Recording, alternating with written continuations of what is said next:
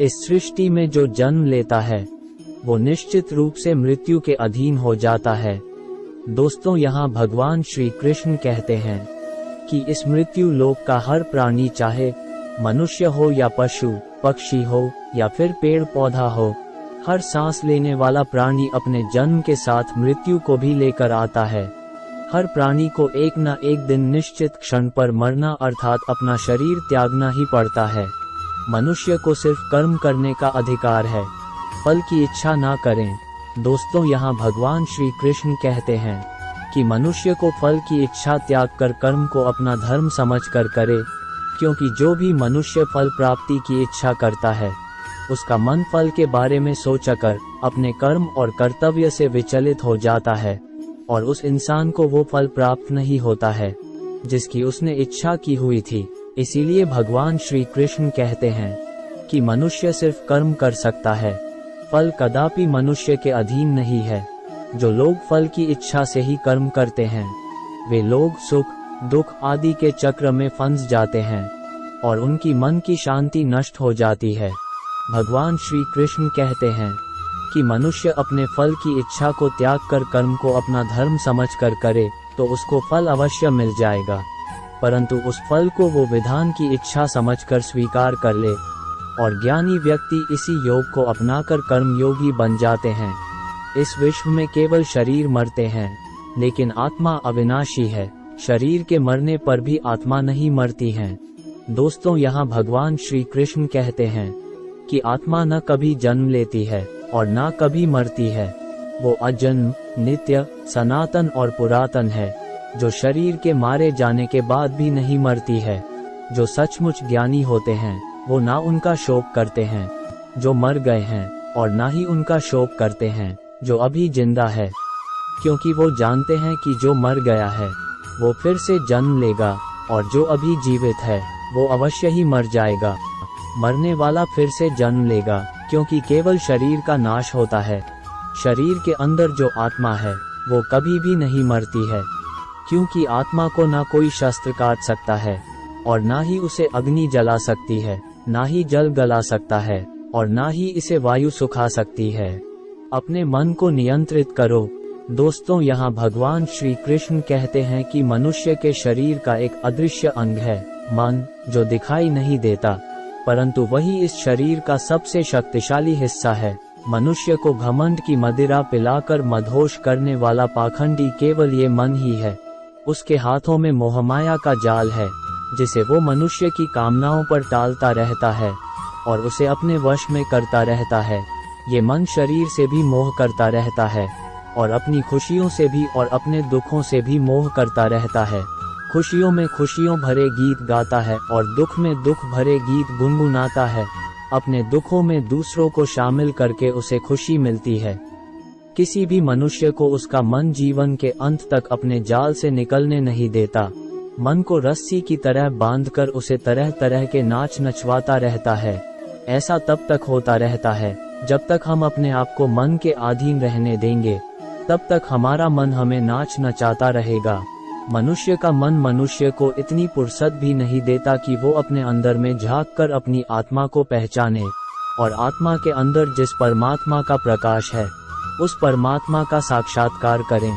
किसी भी जीवित प्राणी के लिए आवश्यक है कि प्राणी अपने मन को काबू में करके अपने अंदर में झांक कर अपनी आत्मा को देखे, तब उस आत्मा के अंदर उसे परमात्मा का प्रकाश स्पष्ट दिखाई देगा और उसी को ही परमात्मा का साक्षात्कार कहते हैं।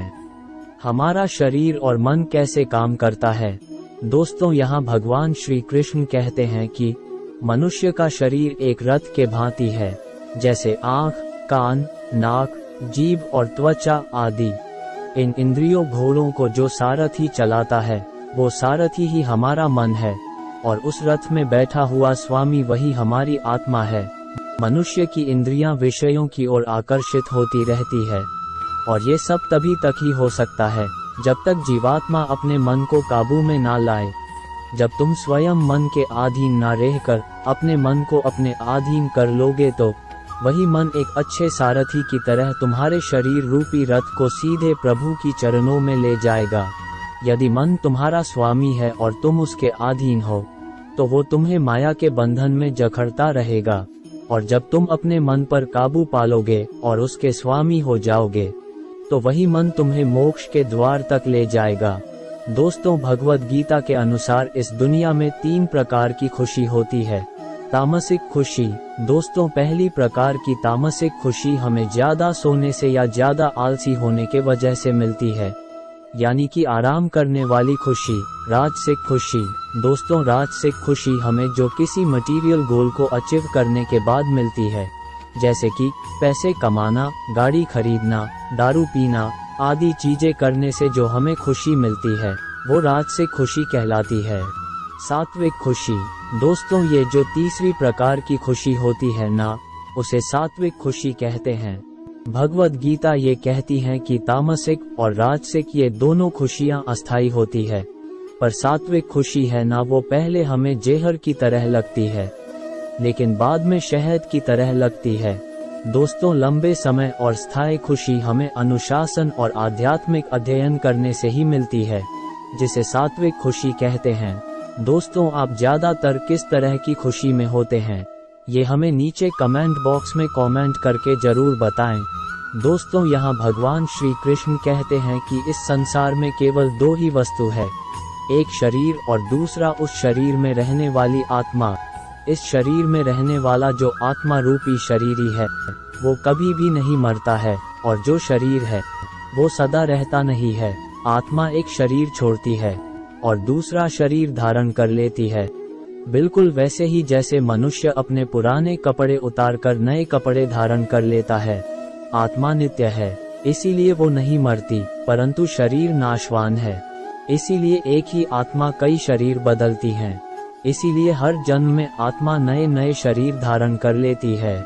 प्रारब्ध केवल मनुष्य का बनता है। दोस्तों, यहाँ भगवान श्री कृष्ण कहते हैं कि अगर कोई सांप किसी मनुष्य को अकारण काटता है, तो उस सांप को उसका पाप नहीं लगेगा, और ठीक उसी तरह शेर दूसरे जानवर की हत्या करता है, तो उसका उसे पाप नहीं लगेगा। या बकरी का उदाहरण लीजिए, बकरी किसी की हत्या नहीं करती है और सिर्फ घास खाती है, तो इस कारण वो पुण्य की भागी नहीं बनती है। पाप पुण्य का लेखा जोखा अर्थात प्रारब्ध केवल मनुष्य का बनता है। दोस्तों, इसका अर्थ यह है कि अगर कोई पशु किसी की अकारण हत्या कर देता है, तो उसका उसे पाप नहीं लगेगा, लेकिन कोई मनुष्य अगर किसी भी जीवित प्राणी की अकारण हत्या कर देता है, तो उसे उसका पाप लगेगा, क्योंकि इस पृथ्वी लोक पर और समस्त प्राणियों में जो विवेकशील है, वो अच्छे और बुरे की पहचान रख सकता है, और वो मनुष्य छोड़कर कोई और प्राणी ऐसा नहीं कर सकता। इसीलिए जब मनुष्य अपने पाप और पुण्य जब भोग लेता है, तो उसे फिर से मनुष्य की योनि में भेज दिया जाता है। एक ही कर्म किसी के लिए पाप बन जाता है और दूसरे के लिए पुण्य बन जाता है।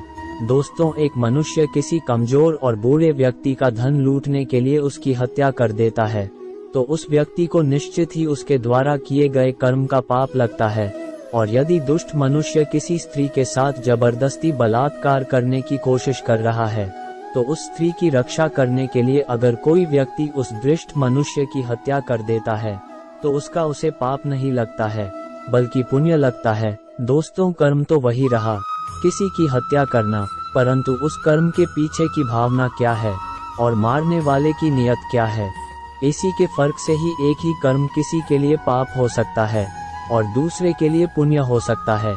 जिस भावना और नियत से मनुष्य कर्म करता है, उस नियत के कारण एक ही कर्म किसी के लिए पाप बन जाता है और किसी के लिए पुण्य बन जाता है। कर्म के इस ज्ञान के द्वारा ही मनुष्य को कर्म, विकर्म और अकर्म की पहचान होती है। दोस्तों, इसका अर्थ यह है कि मनुष्य जब निष्काम भावना से कर्म करता है, तो उस कर्म का फल उसे नहीं भोगना पड़ता है, इसीलिए वो अकर्म हो जाता है। कर्म उसे कहते हैं जिसे सकौम भाव से और फल की इच्छा से किया जाता है। उसका फल मनुष्य को उसके कर्म के अनुसार अवश्य मिलता रहता है। अच्छे कर्म का फल अच्छा मिलता है और बुरे कर्म का बुरा फल मिलता है। और जो असत्य, कपट, हिंसा आदि अनुचित और निश्चित कर्म को विकर्म कहते हैं। हर मनुष्य का प्रथम धर्म क्या है और अपने धर्म का विधान मनुष्य खुद बनाता है। दोस्तों, इसका अर्थ समझाते हुए भगवान श्री कृष्ण कहते हैं कि धर्म का जो विधान है, अगर उसे किसी दूसरे ने बनाया हो तो वो तुम्हारा धर्म नहीं हो सकता है। तुम्हारा धर्म वही है जिसे तुमने स्वयं बनाया हो, जिसे तुम्हारी आत्मा ने स्वीकार किया हो। धर्म एक व्यक्तिगत चीज है जिसका फैसला व्यक्ति को खुद लेना पड़ता है। दोस्तों, मैं आपको एक उदाहरण देकर समझाता हूँ।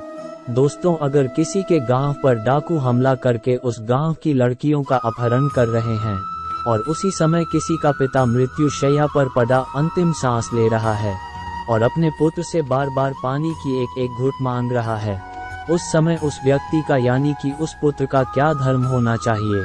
वो मरते हुए अपने पिता के कंठ में अंतिम समय गंगा जल की बूंद बूंद टपकाता हुआ अपने पुत्र धर्म का पालन करें, या फिर उसके गांव की लड़कियों पर जो संकट आ गया है उनकी रक्षा के लिए अपने हाथ में तलवार उठाते हुए उन डाकुओं का मुकाबला करें, अवश्य पड़े तो अपनी जान भी देकर अपने गांव की इज्जत बचाएं। दोस्तों, इसका निर्णय कोई दूसरा व्यक्ति कैसे कर सकता है?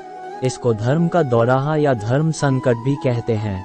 ऐसी स्थिति में वो व्यक्ति क्या करें, उसका फैसला कोई और व्यक्ति नहीं कर सकता, बल्कि ये निर्णय उसे खुद ही लेना पड़ता है कि उस समय उसका प्रथम धर्म क्या है। उस समय उसकी अंतरात्मा जो आवाज दे वही उसका प्रथम धर्म है। प्यारे मित्रों, ऐसे धर्म संकट में उस लड़के को गांव की स्त्रियों की मदद करनी चाहिए या फिर अपने पिता की। अगर आप भी श्री कृष्ण भगवान को मानते हैं तो हमें कमेंट बॉक्स में जरूर बताएं और हमारी इस वीडियो को लाइक भी करें। और भी इसी प्रकार की वीडियो देखने के लिए हमारे चैनल को सब्सक्राइब जरूर करें। वीडियो को पूरा देखने के लिए आपका दिल से बहुत बहुत धन्यवाद। बोलिए कृष्ण भगवान की जय।